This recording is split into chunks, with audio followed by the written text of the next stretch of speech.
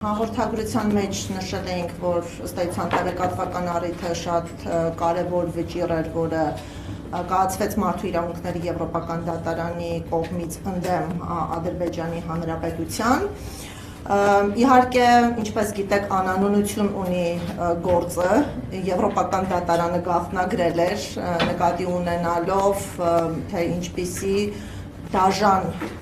խախտումներ էին տեղի ունեցել անձի նկատմամբ և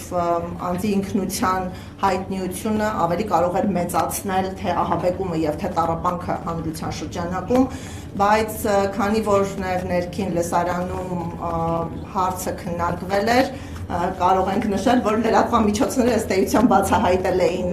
անձի ինքնությունը, ընտանիքի տվյալները և այս առումով մենք չենք տեսնում որևէ հանրային շահ, որպեսզի կոնկրետ դեպքերով չխոսենք։ Ըստ էության խոսքը սպա զինծառայող Հայկ Թորոյանի գլխատմանն էր առնչվում, որը տեղի էր ունեցել 2016 թվականի քառօրյա պատերազմի ընթացքում, և նշեմ, որ հենց այդ դեպքերի համատեքստում ձևավորվեց փաստաբանական թիմ, իհարկե այստեղ համագործակցել են ոչ միայն փաստաբանները, այլ նաև հասարակական կազմակերպությունները, 3 հիմնական կառույցներ են ներգրաված եղել այս նախաձեռնությանը, իրավունքի գերակայությունը, իրավունքների պաշտպանություն առանց սահմանների հասարակական կազմակերպությունը և միջազգային և համեմատական իրավունքի կենտրոնը։ Ըստ էության փաստաբանական թիմը ներկա է, թերևս բացակայում է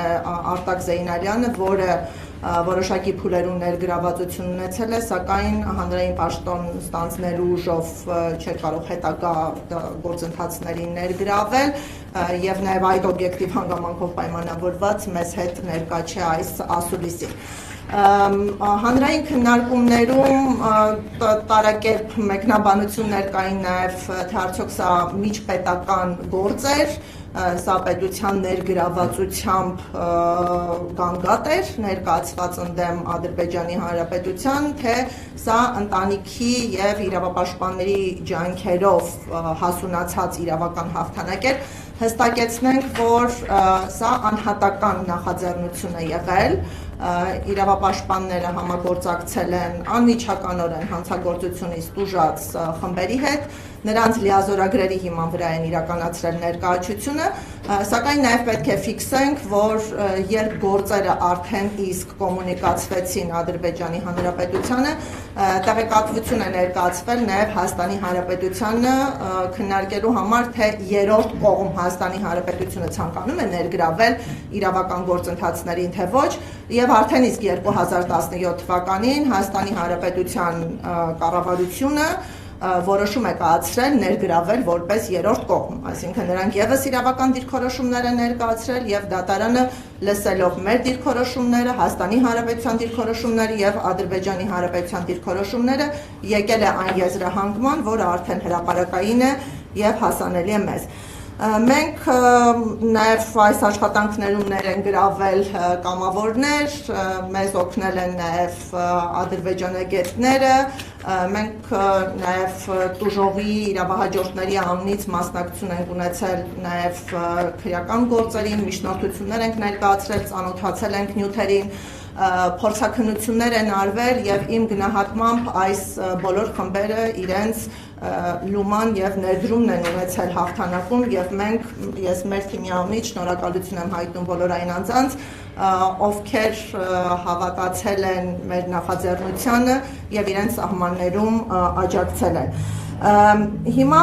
մենք ըստ էության կներկայացնենք առանցքային նշանակություն ունեցող հարցադրումներ, որից հետո հարց ու պատասխանի միջոցով նաև լրագրողների հարցադրումներին կպատասխանենք։ Առաջինը ես կխնդրեմ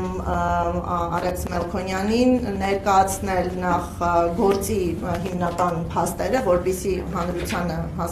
հասկանալի ինչի մասին ենք խոսում, հիմնական